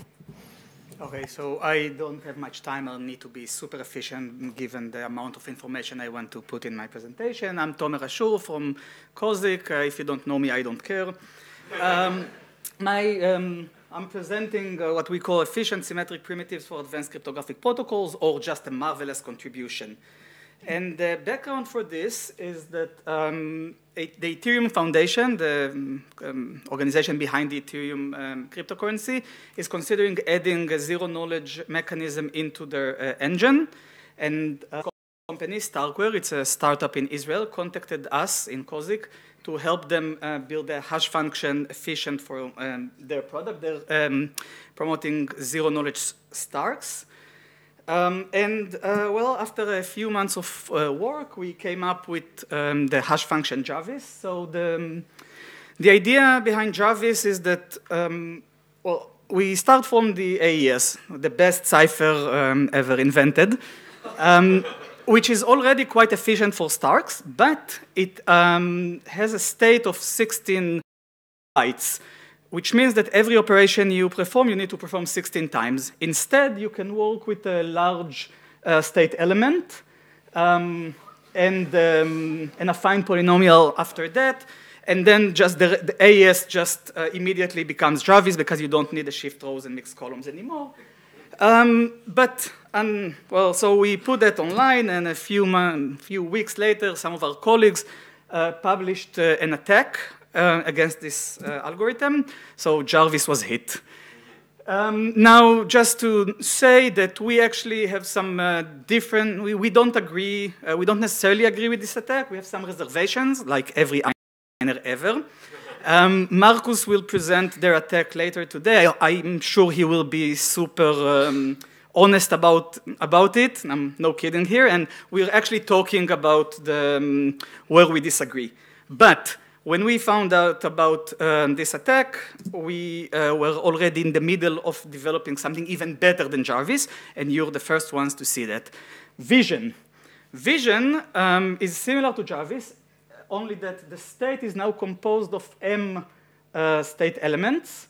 M is expected to be a small number, 2 or 3. And then you can adjust the size of each element. And similar to AES, we defend against differential and linear attacks. And then you compose an affine layer, which is an affine linearized sparse polynomial that is efficient to compute in zero knowledge. And this is a round. It's composed of 2 steps. So in the first step, we use the inverse of that polynomial. And in the second step, we use directly that polynomial.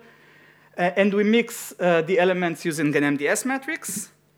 So that gives a high algebraic degree. And that's very Stark friendly.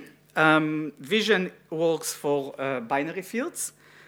One thing we noticed for Jarvis when he published that is that although we stressed everywhere that it only works for binary fields and we don't claim any security for prime fields, people were sending us emails asking, but how do you use it for prime fields? So instead of just publishing something that they'll be misusing, we decided to also design another cipher in a prime field flavor. That's Rescue. Now there are no good affine linearized sparse polynomials, so instead we use a power mapping for the nonlinear part, and we alternate between using the power map directly and the inverse of that power map. The MDS part works the same. Those 2 designs, in addition to being wonderful, secure, and great, also lend themselves pretty well to sponge constructions because you can have, let's say, 2 elements. You designate one as the rate, the other as the capacity, or you can have 3 state elements and then 2 rate parts and 1 capacity part, or the other way around. And that's the team. Siman de Hoche, Abdelrahman Ali, Eli Ben Sasson, and Alan Shepienyats. Thank you.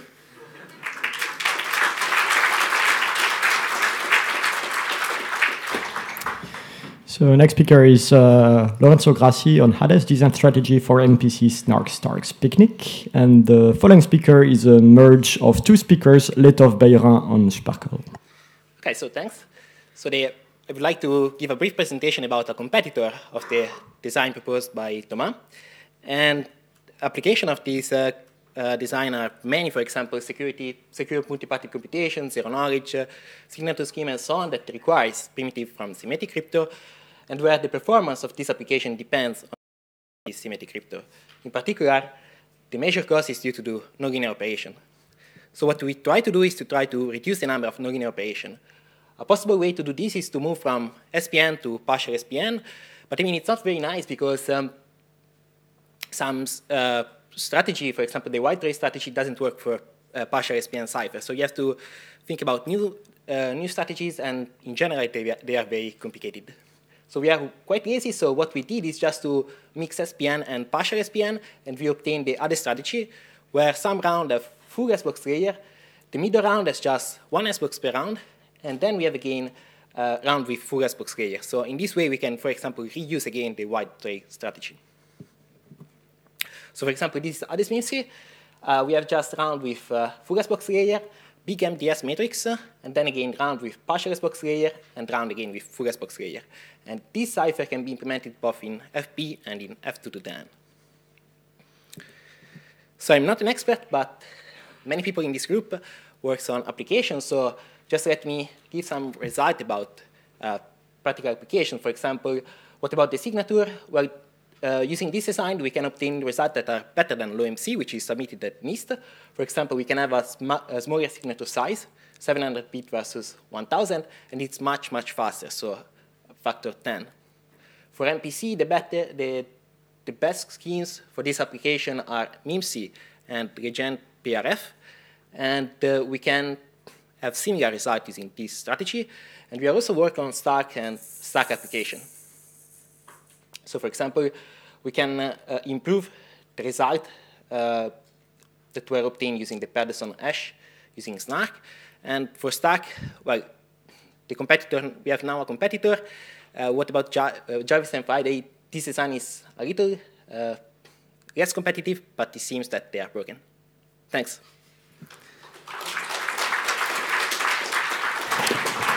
So now are the Sparkle permutations by Letov Beira, and the next speaker is Stefan Kulbel again on the third key.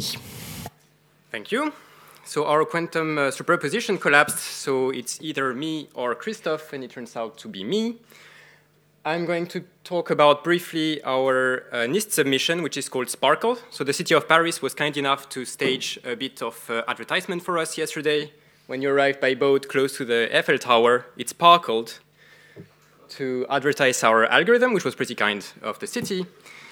So Sparkle is a family of sparks-like permutations, hence their name. So we have an ARCS box. Think of it like an AES Super S box that operates on 64 bits using ARCS operations.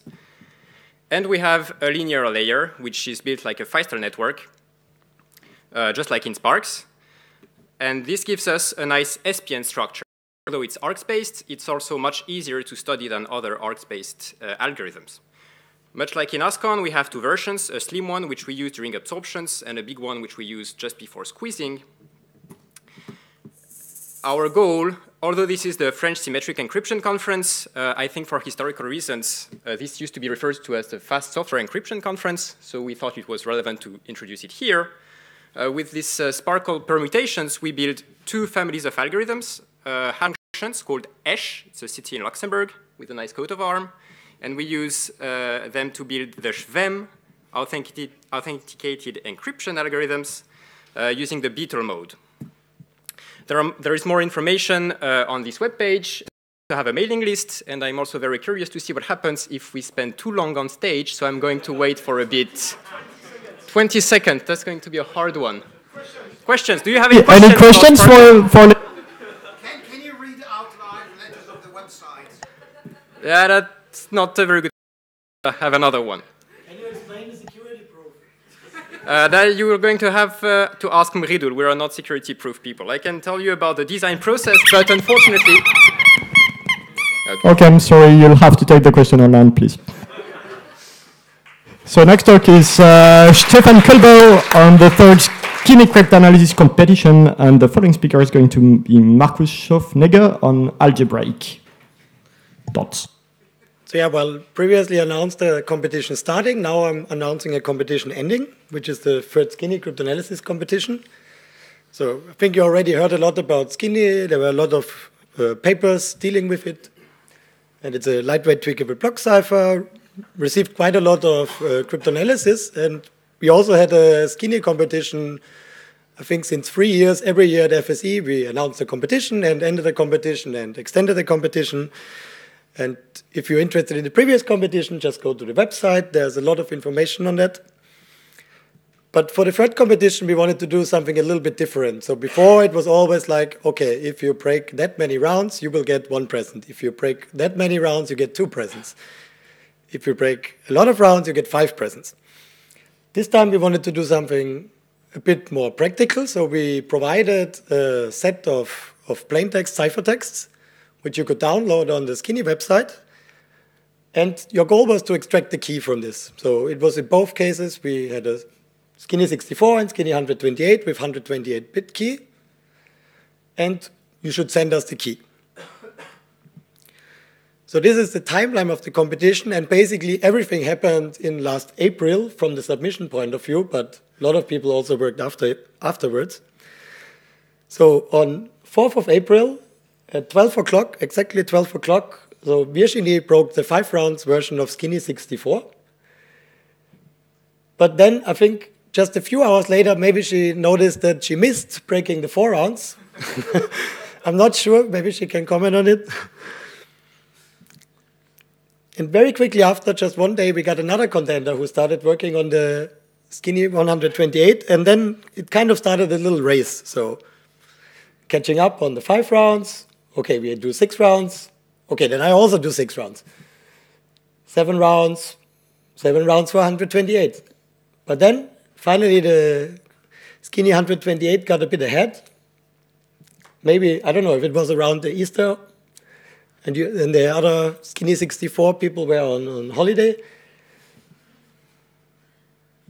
And we continue, and you can see the time span gets a bit longer, but for Skinny 128, nothing happened anymore, and the best result we got was then 12 rounds for Skinny 64 at the end of April.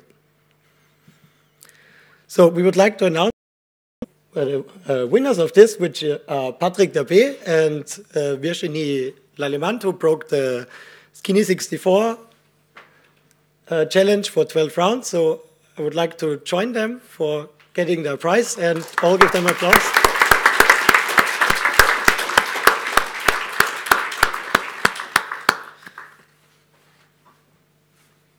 So I hope we go over time also.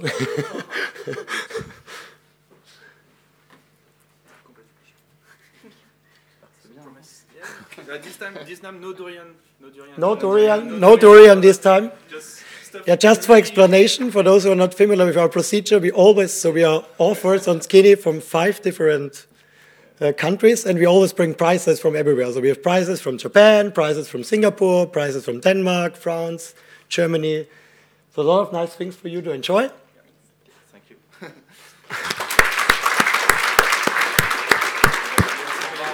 Yeah, you still have to stay, but it's a bit of spoiler, but...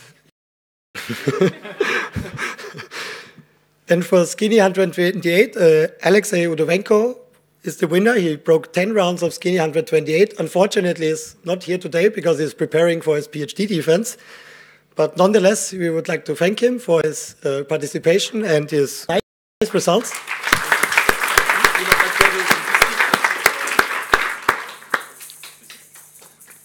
Also, if you're interested in for both these competitions, both authors provided us a short report explaining, and it's quite interesting.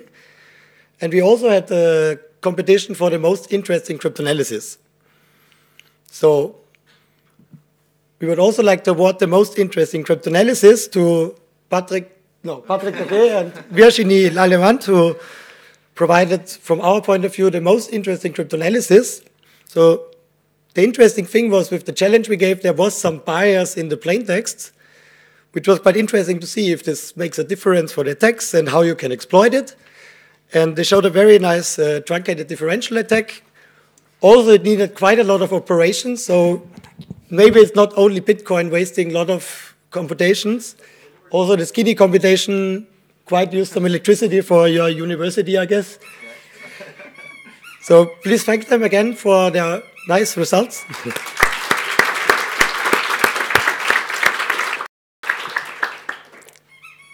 And we would like to thank all the participants, also the people who tried to break things and didn't succeed. And if you want, you can still submit results and we will put them on the website. Thank you. Thank you, even though you were a bit over time. So next talk is Algebraic Cryptanalysis of Jarvis and Friday by Markus Schofnegger. And the next speaker is Gaëtan Laurent again on the Shaxit. Thanks. So it seems I have 3 minutes to convince you all that this attack does indeed work. 4. Oh, I have 4 minutes, so it's even better. So it's joint work, basically. First about the design. So Jarvis is a block cipher, Friday is a hash function using this block cipher. Both primitives were proposed by Thomas and Seaman. in recently, so last year. Their goal is efficiency in the stack setting, and some security arguments are brought from the best cipher out there, again. So the structure is very similar to another cipher, which is MIMSI, which you can see on the left side. And the right side shows the Jarvis round function. So basically we have the inversion S-box and then two affine polynomials of degree 4. And also similar to the AES 10 to 14 rounds. The attack idea is very simple. We exploit two facts. First, both polynomials have a very low degree. So this is good for the Grabner basis. And the second fact is that for all non-zero x, we can basically say that if y equals to the inverse of x, then y times x equals to 1. Which is a degree 2 function. And the procedure is then to describe a round from and basically we connect both parts at the S-box. Then we compute the Grabner basis and we try to solve for the unknown variables, which include the keys. So the resulting equation system then includes intermediate variables for every second round. So this is after another optimization we've done. And we also exploit the fact that every round key is a linear function of the master key, so we only need one variable for all the keys. And the resulting system has then R-half equations of degree 32 in R-half variables. And these are our preliminary results. So we were very optimistic with the linear round constant, but it's actually a decent choice here. And we can see that the security level, or the new security level for Jarvis 128 is 128 bits to 59 bits. And this also applies to the other variants. And we can even see that even if we double the number of rounds, it doesn't seem to be secure against this kind of attack. So these are just preliminary results, and the full results, plus a practical verification, will hopefully be published soon. Yeah. Thanks.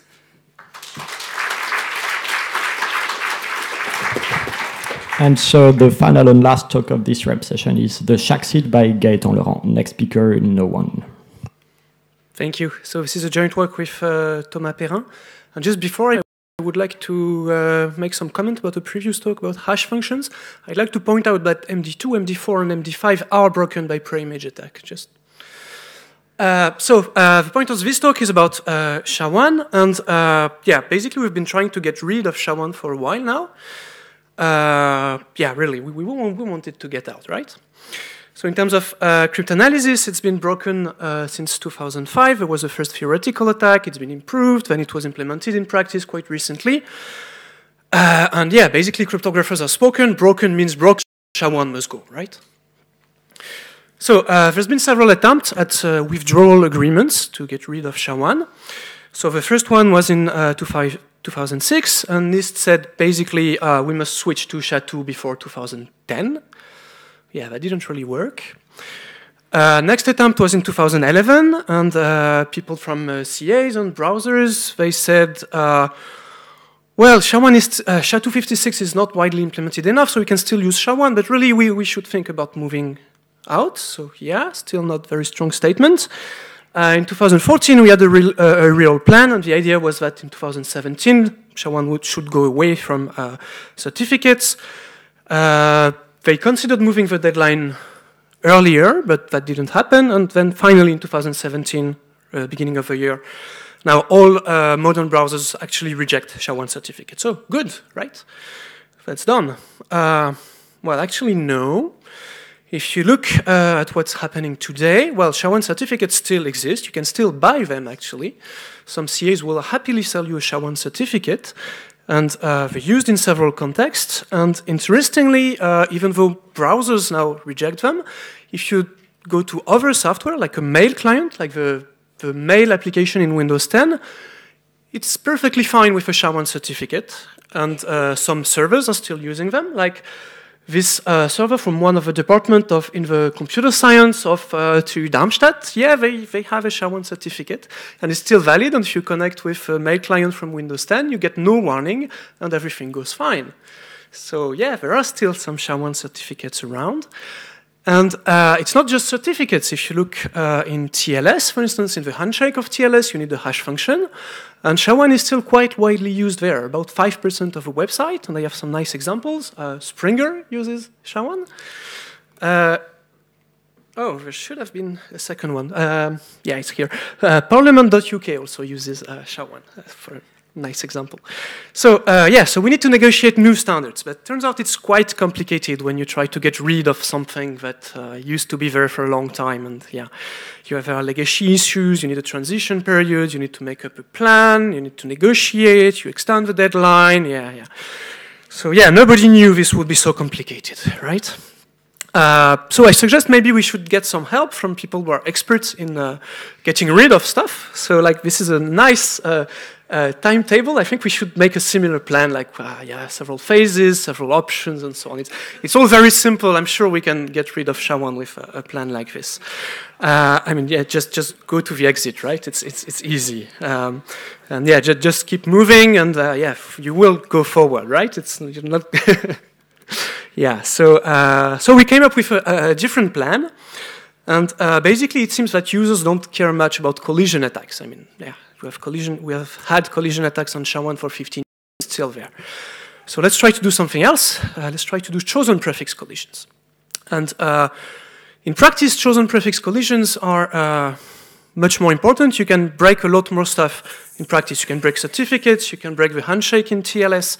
And so the idea is to follow the MD5 model, applied a few years ago, and there was some really nice work by Mark Stevens and others doing a chosen prefix collision on MD5, and this really helped kick MD5 out. So the plan is to do the same with SHA-1, and so we have the first step in this direction. We have a nice paper that will be presented at Eurocrypt, and we have an attack with complexity between 2 to the 67 and 69. And so we estimate it will be something like 67.3. And the previous best result was 2 to the 77, so that's a nice improvement. So, of course, we need some last-minute negotiation before the actual exit.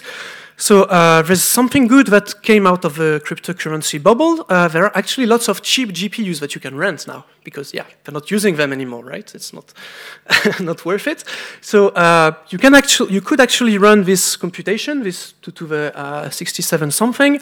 It will cost you about 500,000 euros. So that's about the price of a one-bedroom apartment in Paris. So it's not that much, right? Or maybe something more familiar to you. It's about the price of 4 grants for PhD students. So yeah, you can choose 4 students or 1 SHA-1 chosen prefix collision. So that's the current state. We're trying to look forward to the future relationship with SHA-1. So we have some few extra ideas, and we think we can bring it down a little bit, and it should be below the cost of a single PhD student. And hopefully we are trying to implement this soon, well, as soon as we can. Thank you. Sorry, no, yeah. But PhD students don't count, they don't need homes. Thank you, Gaëtan, and thanks all of the speakers of the session again.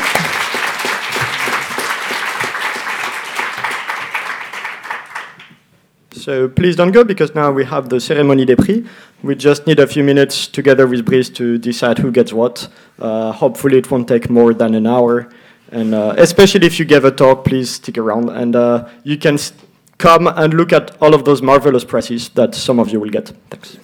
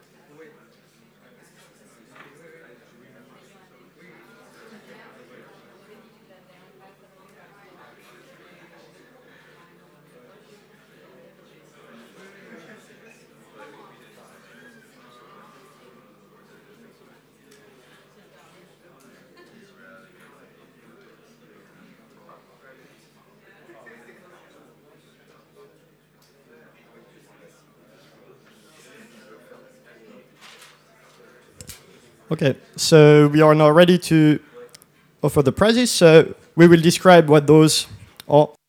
So we'll start. Which one? Okay, so this prize is for le prix de l'Académie des Sciences, 700 grams of fine Beaufort des Alpages from, so it's cheese. And this prize is awarded to, let me check. Brice will announce the winners. Thank you. This prize is awarded to Gaëtan for the first, not for the second presentation. And also, you will note that this cheese is we took time to wrap it so that it will be traveled by plane, but it's going to stay in Paris. Which is quite unfortunate, really.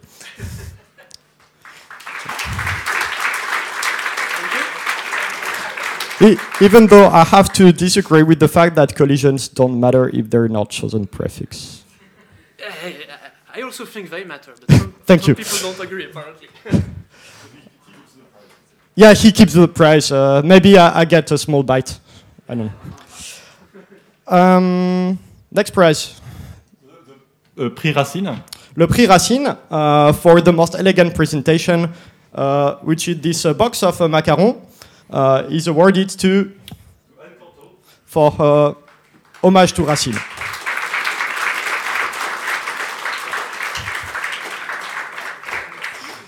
Congratulations. So the Metaprix. So, how many of you actually got the joke of Poincaré Magritte Couperin? Don't be ashamed. One, Roberto. Okay. Ah, well, that's good enough. So, for this prize, we award this this recording of some chosen pièces de clavecin by François Couperin. So François Couperin is a French composer born in 1668, died in 1733. So I will read the different pieces that you can have. So first the troisième prélude from L'Art de toucher le clavecin. Then from the second livre de pièces de clavecin, La Ménétou, Les Petits Âges, La Basque, La Chazée, Les Amusements. From L'Art de toucher le clavecin, le septième prélude. From the second livre de pièces de clavecin, again, Les Moissonneurs, Les Langueurs tendres, Le Gazouillement, La Berçant. Les barricades mystérieuses, les bergeries, la commère, le moucheron. And from the premier livre des pièces de clavecin, la ténébreuse allemande, la première courante, la seconde courante, la lugubre sarabande, la gavotte, la favorite chaconne à deux temps. All of those are played by Aurélien Delage. And this prize is awarded to Paul Crowley.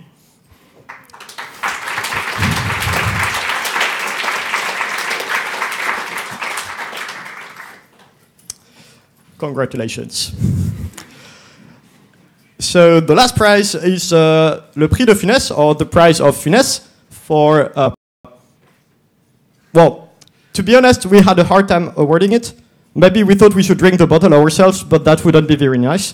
So this is a bottle of Fine Croz Hermitage, wine from the Rhône Valley. And this is awarded to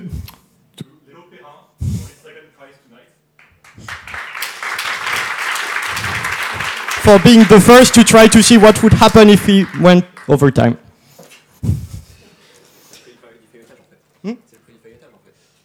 Not really. Congratulations. So that's it for the RAM session. We hope you enjoyed it, and see you tomorrow for the last